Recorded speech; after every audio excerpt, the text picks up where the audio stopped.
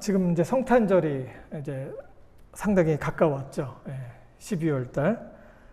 성탄절이 이제 다가왔는데 이곳저곳에서 이제 그 화려한 크리스마스의 장식을 봅니다. 여기 그 다운타운 쪽에 그 크리스마스 그 라이트 세레머니가 있었는데 참석하신 분 있으세요 혹시? 저도 얘기만 들었어요. 저기 그 크리스마스 불을 밝힐 때 이 다운타운 쪽에서 불을 밝히면서 뭐 거기서 축제가 이루어집니다. 제가 이제 그 길을 걸어가는 게 아니죠. 차를 타고서 이렇게 드라이브 하면서 쭉 이렇게 지나가는데, 오너먼트, 그 장식한 것들이 상당히 보기가 좋았어요. 그리고 캐롤도 들려오고, 그런 것들을 보면 이제 마음이 좀 들뜨죠. 근데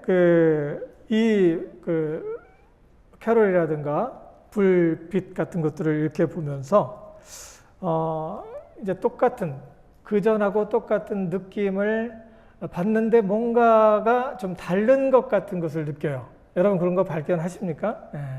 요번에 특별히 그 타운 쪽으로 이렇게 쭉 나오는데 많이 달라졌다라는 생각을 좀 하게 됐습니다. 그곳에 보니까 이제 보통 이 크리스마스 이런 장식을 하게 되면은 별도 있고 그렇죠. 그리고 보통 저 앞에 뭐가 있죠? 그리고 앞에다가도 이렇게 했는데 이번엔 못했네요. 뭐가 있어요? 아기 예수님이 아기 예수가 그 구유에서 이제 누워 있는 모습, 그 주변에 마리아 엄마가 있고 그리고 요셉이 서 있고 아빠 요셉이 서 있고 그리고 그 옆에 목자들이 있고 또 그 천사들의 이야기를 듣고 목자들이 와서 이제 그것을 찬양하고 하는 모습들이 있죠. 그리고 또 뭐가 보이죠? 동방박사. 동방박사가 세 사람입니까? 황금 뭐 이렇게 몰약 이런 것들이 세 개일 뿐이지 세 사람은 아니라고 그래요. 이 동방박사들이 이렇게 보이고 그리고 그 옆에 구유 옆에 누가 있습니까? 그 동물들이 있죠. 소도 우매우매 이렇게 쳐다보는 것 같고 그리고 염소도 있고 양도 있어요 보통. 근데 그런 것들이 다 사라져 버렸어요. 다 사라져 버리고 요즘에 이제 그 크리스마스 장식을 이렇게 보면은 뭐 양이고 뭐간에 다 없어지고 그냥 트라이앵글 몇 개 이렇게 딱 이렇게 붙여놓고서 아주 심플하게 그리고 거기다 별 만들어 놓고 그 밑에 이제 네모 반듯한 그런 걸로 이제 그 상자 같은 거 만들어 놓고 선물 이렇게 주고받는 그런 얘기만 있어요. 그런 걸 보면서 야 진짜 요즘에는 진짜 성탄절의 주인이 예수님인데 그 얘기는 쏙 빠졌구나라는 생각을 다시 한번 하게 됩니다. 그래서 요번에 트럼프 대통령이 그 정략 선언을 했을 때, 정략을 이렇게 얘기를 했을 때, 그 중에 하나가, 성탄절에 관한 이야기가 있죠. 뭔지 아세요? 이제, 할러데이라고 안 하고, 메리 크리스마스를 다시 사용하겠다는 거예요. 메리 크리스마스를 다시 사용한다는 거예요. 우리 공적인 장소라든가, 군대에서라든가, 뭐 이렇게 되면은, 거기에서는, 해피, 할러데이 그래야지 메리 크리스마스라고는 안 하죠. 근데 그거를 다시 바꿔놓겠다는 이야기를 합니다. 이런 그 현실 속에서 우리가 살아가는데 정말 우리가 정말 신경 써야 될 것은 이 크리스마스의 주인공이 누군지 그리고 이 크리스마스는 우리에게 어떤 의미를 주는지 한번 생각을 다시 해야 되겠죠. 1년에 한 번씩 돌아올 때마다 이것이 우리에게 어떤 영향력을 끼치고 이것이 우리에게 어떤 의미가 되는지 생각하는 것 상당히 중요합니다. 오늘은 예수님의 탄생을 소개하는 누가복음 1장 말씀, 그 속에 있는 마리아와 아기 예수의 탄생에 관한 말씀을 나누려고 합니다. 여기에서 말하려고 하는 것은 예수님의 탄생이 마리아에게 엄청난 기쁨의 사건이었다는 것입니다. 우리 얘기하죠. 기쁩니까? 네, 기뻐요. 얼굴에 표정이 아무것도 없어요. 표정도 없고. 기뻐요? 좋아요? 네, 좋습니다. 근데 얼굴에는 피곤해서 지쳐 있어요. 얼마든지 우리가 그리스도인이고 또 크리스마스 때 웃으면서 기쁩니다. 기쁘다 구주 오셨네 이렇게 얘기를 할 수 있지만 그 마리아가 느꼈던 그 기쁨, 마리아가 그 생각했던 그리고 그 피부로 와닿았던 그 느낌은 무엇이었을까? 이 말씀을 같이 나누려고 하는 겁니다. 그리고 그 기쁨은 우리랑 어떤 상관이 있고 우리가 그 기쁨을 어떻게 회복할 수 있는가에 대해서 생각을 해보려고 합니다. 먼저 마리아가 말하기를 내 마음이 하나님 내 구주를 기뻐하였다라고 이야기를 합니다. 여기 기쁨은 마리아가 가브리엘 천사의 이야기를 듣고 엘리사벳에게 찾아가서 했던 기쁨 마음의 표현이었습니다. 그리고 나서 마리아가 엘리사벳을 찾아갔을 때 엘리사벳이 마리아에게 이제 다가가며 앞에서 큰 소리를 질렀다고 해요. 큰 소리로 이렇게 화답을 합니다. 여자 중에 내가 복이 있으며 내 태중에 아이도 복이 있도다. 이 말을 하면서 같이 기쁨을 나누는 것입니다.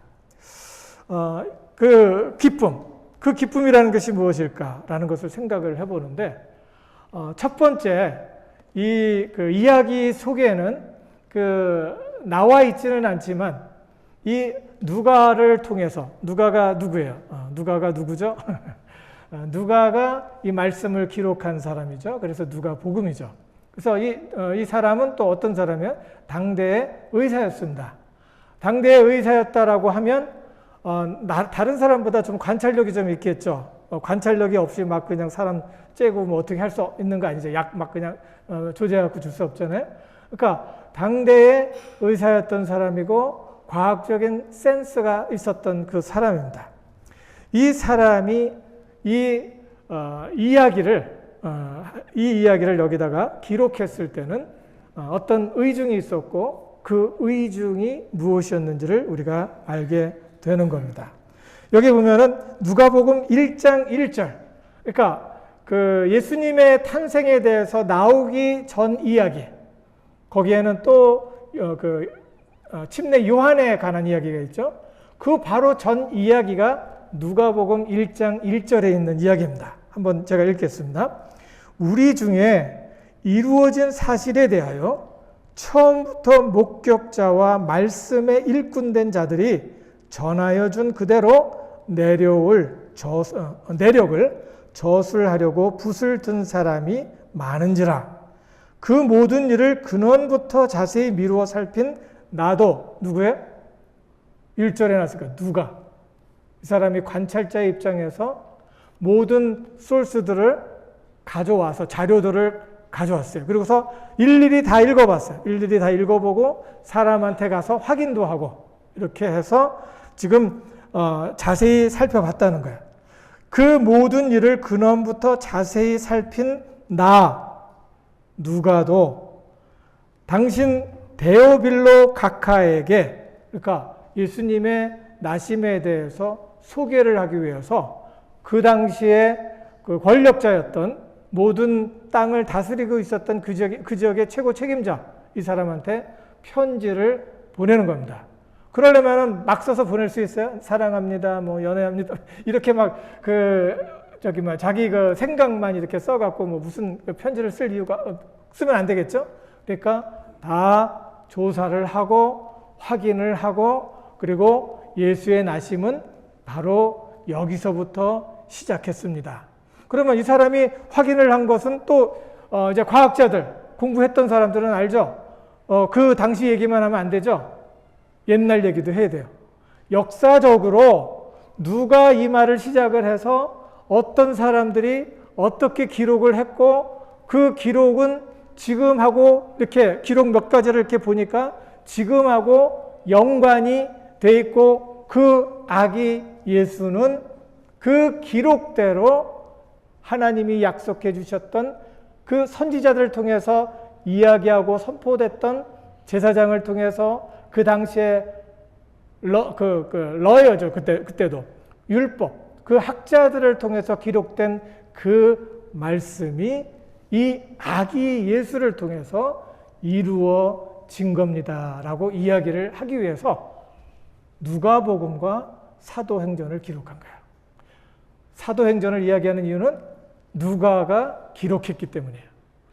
누가가 이것을 위해서 기록한 거예요. 여기 보죠.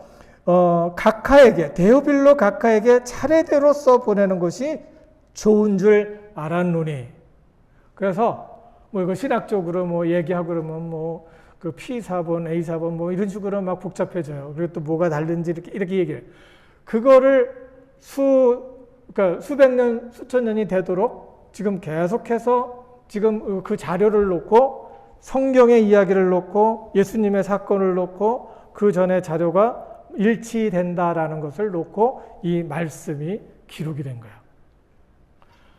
이 정도면 성경이 실제 있었던 이야기임을 우리가 감을 잡을 수 있겠죠. 그리고 이 성경 자체가 증명을 하기 위해서 기록된 말씀이다라는 것을 볼 수 있는 거예요.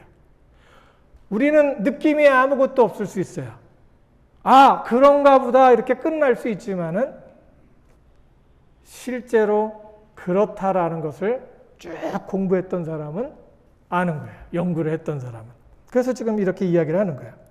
이는 각하가 알고 있는 바를 더 확실하게, 대충 들은 말을 더 확실하게 지금 보여주기 위해서 이렇게 붓을 들었다고 그러죠. 한국 사람이 이제 해석을 했으니까 번역을 해서 붓을 들었다고 하죠. 다른 거를 들어요. 글을 쓴 거죠. 예. 글을 쓰기 시작합니다. 그렇게 하고 그 다음에 나오는 이야기가 침례 요한이 어떻게 나오게 되는지, 그리고 예수님이 어떻게 세상에 오게 되는지를 기록을 하는 겁니다. 이것도 상당히 중요한 것이 뭐냐면은 옛날에 유대인들이 어떤 선지자 그러면은 왕의 역할, 맨 처음에 이제 다윗 이전에는 선지자, 그러면 다윗은 이제 왕의 역할도 하고 제사장의 역할도 하고 선지자의 역할도 했었어요. 옛날에 보면은 우리가 그런 걸 알고 있죠. 옛날에 왕은 신의 아들이라고 얘기를 했고, 그리고 또 그 왕은 뭐를 해요? 한국에도 조선시대 때 그런 거 했었죠. 왕이 제를 지내요. 신의 아들이기 때문에 농경이 잘 되도록 하기 위해서 하늘에 제를 드립니다. 그게 뭐예요? 구약으로 얘기하면 제사장의 역할을 했다는 소리예요. 제사장의. 그리고 사람들에게 이래라 저래라 얘기하고서 어떻게 된다 이렇게 예언을 얘기해요. 뭐예요? 선지자의 역할을 같이 한 거예요. 이런 것들을 한 사람, 유대인들에게도 그런 것이 있었고, 그 누가가 이야기를 할 때 유대인들에게 말하는 것이 예수님의 나심도 기록된 말씀과 그 요한을 통해서 예수님의 나심을 준비했고, 그리고 예수님의 나심은 선지자들을 통해서 하나님께서 기적을 보여줬던 것처럼 사람이 아닌 처녀가 그 잉태를 해서 예수님을 낳게 됐다는 거야. 그러면서 예수님이 나온 것은 아무런 상관이 없는 것이 아니라 약속했던 그 혈통 그 요셉, 그리고 다윗의 자손, 그 다윗의 자손을 통해서 왔는데 그 사람의 씨가 없을 뿐인 그 사람의 혈통 속에 예수님이 왔다고 그래서 그 다윗의 혈통과 하나님의 성령의 씨를 통해서 이제 그 하나님께서 이렇게 그 메시아가 기적적으로 이렇게 나타난 것을 이야기를 하는 겁니다. 성경을 대충 보면요, 의미를 알지도 못할 뿐만 아니라 용감해져요. 하나님 없다 라고 이야기를 하는 거예요. 이렇게 누가복음 서론의 목적을 말하고 곧바로 침례 요한의 이야기와 예수님의 탄생 이야기로 들어가죠. 이런 것들 모두가 예수님의 탄생이 그냥 생긴 것이 아니다라는 것을 얘기해요. 마리아 역시 이스라엘을 구원할 메시아에 대한 소식을 성전에서 많이 듣고 배웠어요. 그 이야기를 지금 초월적으로 나타나는 가브리엘 천사가 해주고 있는 것을 지금 마리아가 본 거예요. 그리고 나서 그런 황홀한 그런 사건을 통해서 하나님께서 약속하신 대로 이스라엘을 구원할 메시아를 마리아에게 마리아의 몸을 통해서 주 보내주실 것이다 라는 이야기를 들었을 때 마리아가 어땠을까요? 일단 믿어지진 않았겠죠. 그리고 느낌도 없었겠죠. 그렇지만 또 다른 느낌이 왔겠죠. 갑자기 천사가 나타나갖고 생각도 할 수 없는 그런 이야기를 딱 전해줍니다. 그때 그 말을 믿게 될 때에 마리아는 마음에 기쁨이 있었던 것입니다. 그리고 또 마리아가 기쁠 수밖에 없었던 것은 마리아도 다른 사람이 기다렸던 그 메시아를 기다리고 있었던 사람 중에 한 사람이었어요. 그래서 여기 그 1장 49절에서 55절에 이렇게 보면 이런 말씀이 있어요. 능하신 이가 큰 일을 내게 행하셨으니 그 이름이 거룩하시며 긍휼하심이 두려워하는 자에게 대대로 이르는도다. 그의 팔로 힘을 보이사 마음의 생각이 교만한 자들을 흩으셨고 권세 있는 자를 그 위에서 내리치셨으며 비천한 자들을 높이셨고 줄이는 자를 좋은 곳으로 배불리 먹이셨으며 부자는 빈손으로 보내셨도다. 그 종 이스라엘을 도우사 긍휼히 여기시고 기억하시되 우리 조상에게 말씀하신 것과 같이 아브라함과 그 자손에게 영원히 하시리로다. 아멘. 마리아 역시도 메시아, 성경에서 말했던 그 제사장 같은 분, 왕 같은 분, 선지자 같은 사람이 와서 다시 이 나라를 구원해 주기를 간절히 바랬던 그런 마음이 있었던 겁니다. 요즘에 한국이 너무 뒤숭숭해졌죠. 이때 정말 한국에서 정말 참신하고 믿을만하고 이런 사람이 나오면 얼마나 좋겠냐라는 생각을 이제 하는 사람들이 많이 있는 것 같아요. 그 당시 그 이스라엘에 있었던 마리아가 살고 있었던 그 동네도 그런 소원을 갖고 있었던 사람이 많았어요. 그 세를 받는데 그 세에 더블업을 딱 해갖고 그 돈을 다 끌어 모은 다음에 반은 국가에 주고 반은 챙기고 이런 사람들이 있는 거예요. 또 그 말 안 들으면은 쫄병들 보내갖고 사람 때리고 그리고 빼앗고 약탈하는 사람이 그 당시에 있었던 거예요. 그런 세계 속에서 메시아를 기다리고 있는데 그 메시아를 이렇게 보내주신다는 걸 생각하니까 마음에 기쁨이 있을 수밖에 없죠. 그분은 긍휼하심이라는 게 뭐냐면 사랑이다.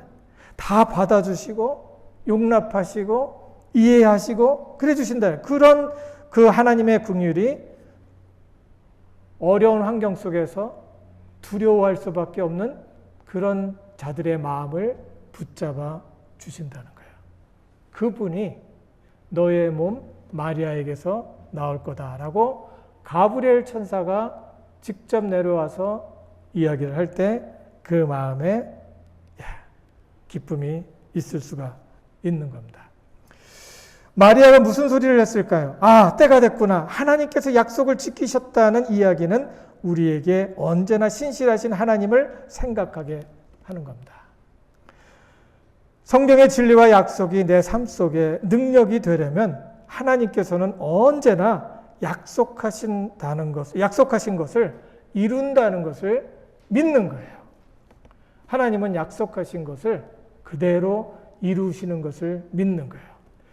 그 누가가 과거에 있었던 일을 다 연구하고 현재에 있는 일을 연구하면서 보면서 관찰하면서 매칭이 된다라고 할 때는 그게 뭐예요?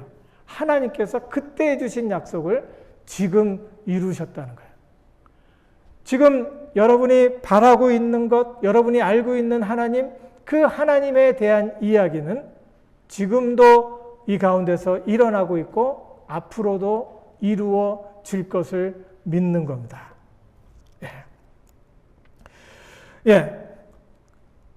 하나님의 주신 그 약속은 꼭 지키신다는 것을 믿으셔야 돼요. 그 약속은 뭡니까? 언제나 하나님께서는 악은 심판하시고 선은 보상하시며 겸손한 중에 하나님을 찾는 자는 그 사람이 죄인이건 아니건 찾는 자는 다 받아주신다는 거예요.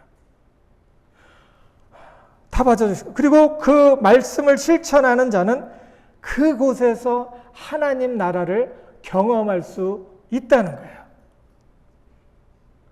예, 악을 심판한다는 말이 믿어지지 않으니까 내가 지금 막 열이 막 나갖고 팔짝팔짝 뛰죠.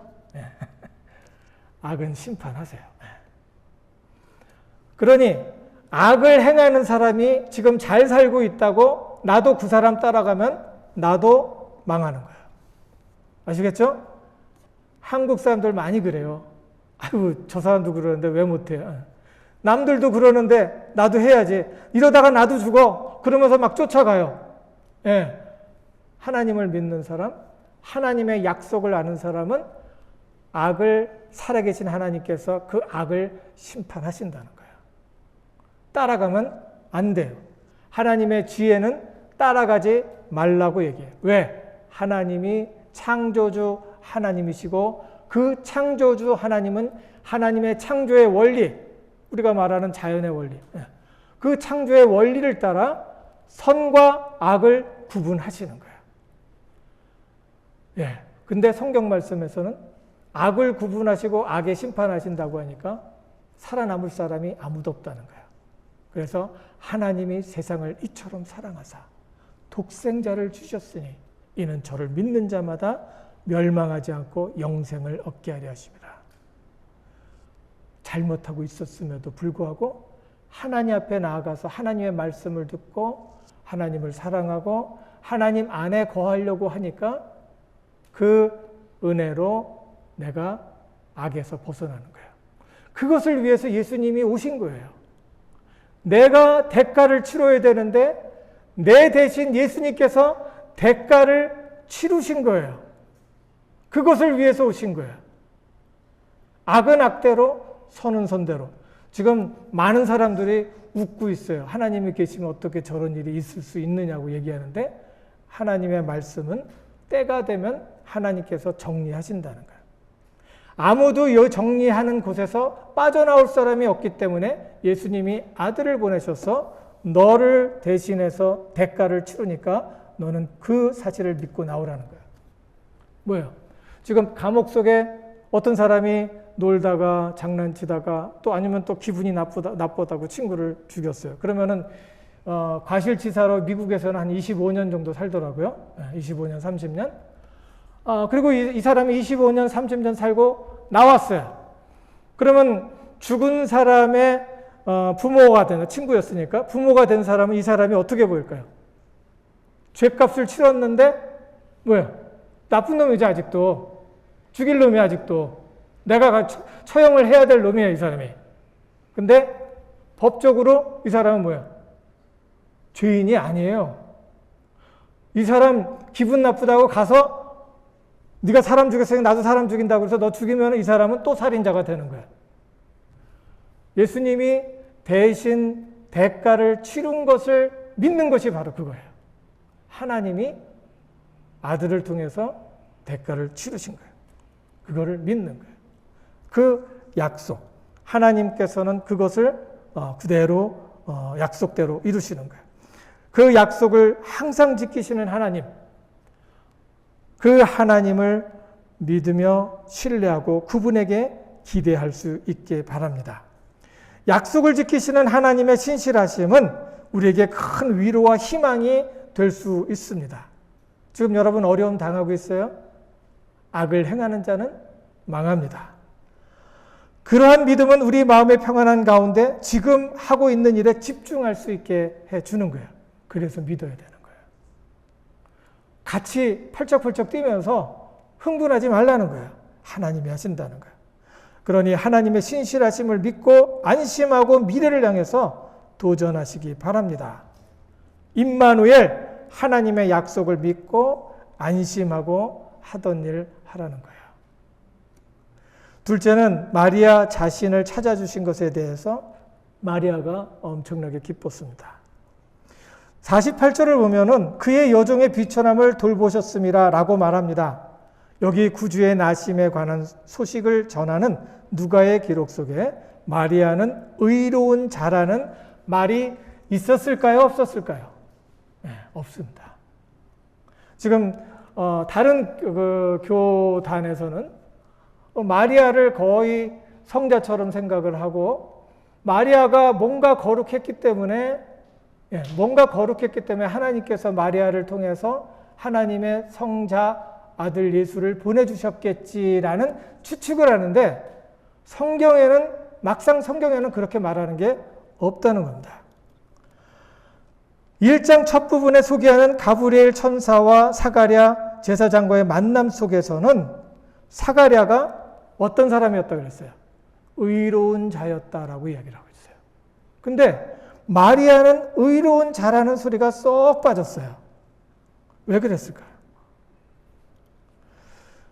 또 자신이 비천하다라고 말할 그렇게 비천하다고 얘기를 해요. 자기는 의롭고 경건하고 거룩하고 그 거룩함을 보존했기 때문에 아기 예수가 내 몸을 통해서 나왔구나라는 결론을 찾아볼 수가 없는 겁니다. 왜 그럴까요?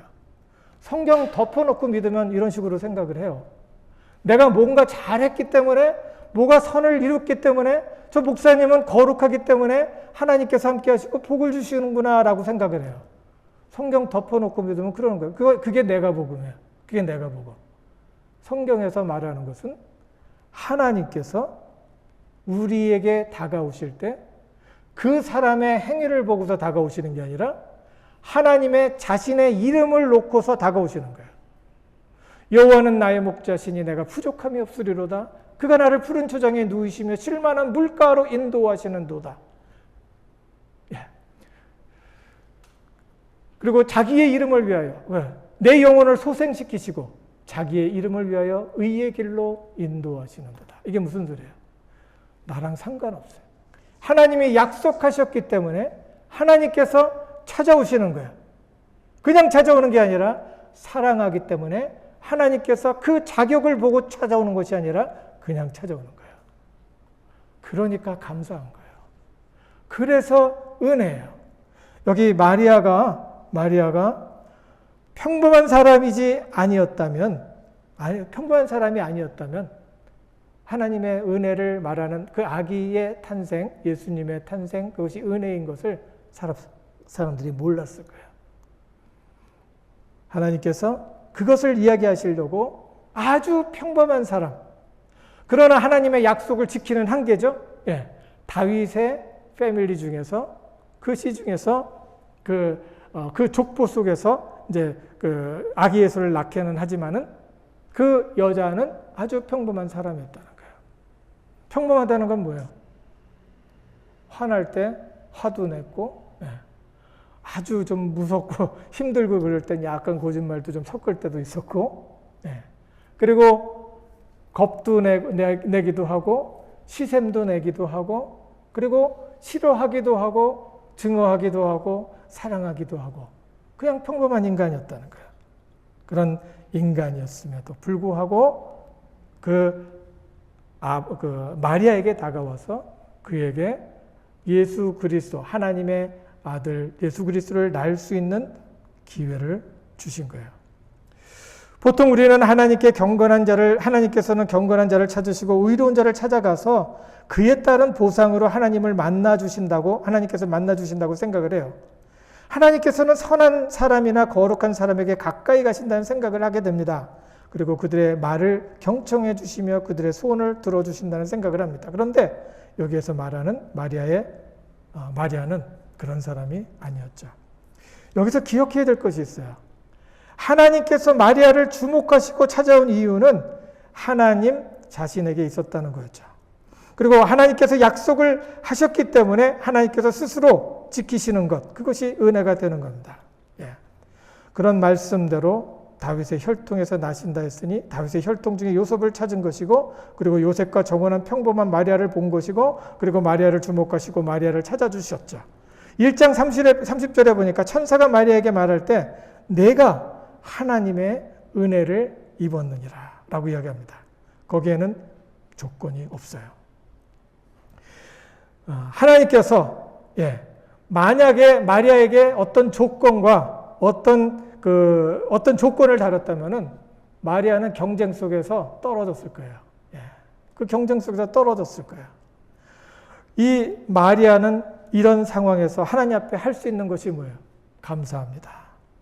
은혜입니다. 이것이 나의 기쁨이다 라고 밖에 할 수 없었어요. 그러니 항상 감사하고 기뻐할 일밖에 없는 거예요. 또 다른 이들 속에서 하나님의 임재가 드러나고 그 속에서 특별한 일을 행하는 것을 보게 될 때 무슨 마음을 가져야 돼요? 평범한 사람, 하나님께서는 공평하게 그리고 또 모든 사람에게 다가가는 것을 보니까 다른 사람에게 좋은 일이 일어나도 부러워할 거 없어요. 하나님이 하시는 거지 내가 어떤 일을 했기 때문에 한 것도 아니고 저 사람이 잘했기 때문에 하나님께서 복을 주시는 것도 아니라는 것을 알게 되니까 부러워할 것도 없고 비교할 것도 없고 그냥 있는 그대로 하나님 감사합니다. 이 공동체 속에 하나님께서 임하셔서 이분에게 하나님의 귀하신 은혜가 임하게 하신 것을 보니 나도 기쁩니다. 라고 이야기를 할 수 있는 겁니다. 다르죠? 비교하지 않고 그리고 또 다른 사람에 대해서 시샘하지 않을 이유가 바로 그겁니다. 우리가 그런 상황에서 박수를 치며 하나님 앞에서 하나님 우리에게 임하셨으니 감사합니다. 라고 이야기할 수 있는 겁니다. 셋째, 마리아의 기쁨은 모든 것이 믿음으로 된다는 것입니다. 천사가 마리아에게 메시지를 전합니다. 35절에 보니까 천사가 대답하여 이르되 성령이 내게 임하시고 지극히 높으신 이의 능력이 너를 덮으시리니 이러므로 나실 바 거룩한 이는 하나님의 아들이라 일컬어지리라. 보라 내 친족 엘리사벳도 늙어서 아이를 배었느니라. 본래 임신하지 못한다고 알려진 이가 이미 6달이 되었나니 대저 하나님의 모든 말씀은 능하지 못하심이 없느니라. 마리아가 이르되 주의 여종이오니 말씀대로 내게 이루어지이다 하며 천사가 떠나가니라. 마리아는 믿을 수 없었으나 대저 하나님의 모든 말씀은 뭐라 그랬어요? 능치 못함이 없느니라 라는 가브리엘 천사의 말에 곧 바로 믿음으로 수용을 했습니다. 주의 여종이오니 말씀대로 내게 이루어지이다. 이 말을 듣고 천사는 임무를 마치고 마리아를 떠나죠. 마리아의 고백이 믿음이었던 것을 엘리사벳이 말합니다. 마리아가 엘리사벳을 찾아갔을 때 엘리사벳이 마리아의 믿음을 이렇게 격려합니다. 주께서 하신 말씀이 반드시 이루어지리라고 믿은 그 여자에게 복이 있도다. 누구든지 환경에 변화가 생기면 당황하게 된다. 그것이 좋든 나쁘든 당황하게 되고 거기에 걱정과 두려움이 생깁니다. 그때 하나님의 신실하심을 믿고 정신 바짝 차리고 생각해야 됩니다. 하나님께서는 어떤 분이신가? 그분은 우리를 항상 최선으로 인도하시지 하는 믿음을 가져야 돼요.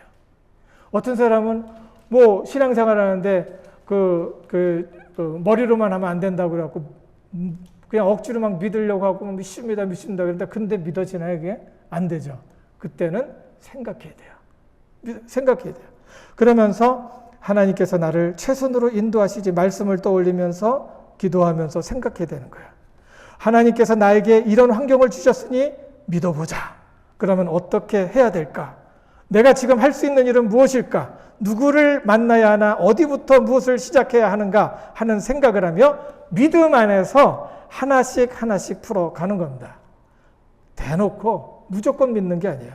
생각하면서 믿는 거예요. 그러다가 보면 문제가 풀리는 거예요. 그럴 때 하나님의 기쁨이 마음에 충만하게 채워지는 겁니다. 하나님께서 우리에게 주시는 기쁨은 믿음으로 이루어집니다. 우리가 할 수 있는 것은 믿음으로 붙잡는 거죠.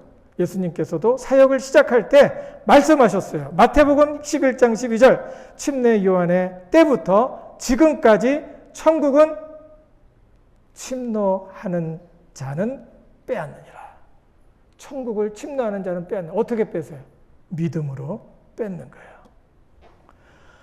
마리아의 기쁨은 구주의 나심을 믿는 믿음 안에서 시작된 겁니다. 첫째, 터무니없는 말과 약속을 믿는 것이 아닙니다.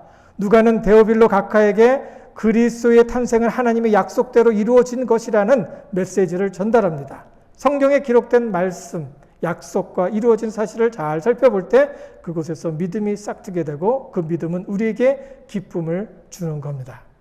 둘째, 의롭지도 않고 경건하지도 않았으며 오히려 더 비천하고 나약한 자신도 주목하시고 찾아오시는 하나님을 보고 기뻐하는 것입니다. 셋째, 모든 것을 성취하시는 하나님의 능력을 믿어야 돼요. 그러면 그 속에 마음을 움직이시는 기쁨이 자리를 잡고 때가 이르면 그곳에서 아름다운 인생의 열매가 나타난다는 겁니다. 특별히 예수님의 탄생을 기억하고 예수님이 임마누엘 함께 하시는 하나님이심을 믿음으로 마음의 기쁨과 안정을 회복하고 하는 모든 일에 집중해서 그곳에서 하나님의 나라를 경험하는 역사가 여러분의 삶 속에 나타나기를 주님의 이름으로 축원합니다. 하나님 은혜를 감사합니다. 주님께서 이 시간 우리와 함께 하시고 우리에게 말씀하시니 감사합니다. 예수님의 나심을 환영하고 믿음으로 기뻐하며 그 마음속에 하늘의 기쁨으로 가득 채웠던 마리아의 신앙을 우리가 기억하며 우리 마음속에 믿음으로 가득하여서 하나님의 기쁨과 은혜, 충만함을 다시 한번 느낄 수 있도록 축복해 주시옵소서. 예수 그리스도의 나심이 아버지 하나님 우리의 기쁨이 되게 하시고 우리의 기쁨을 통하여 우리가 세상을 넉넉히 이길 수 있는 믿음이 더할 수 있도록 축복해 주시옵소서. 함께 하심을 감사드립니다. 예수님 이름으로 기도합니다.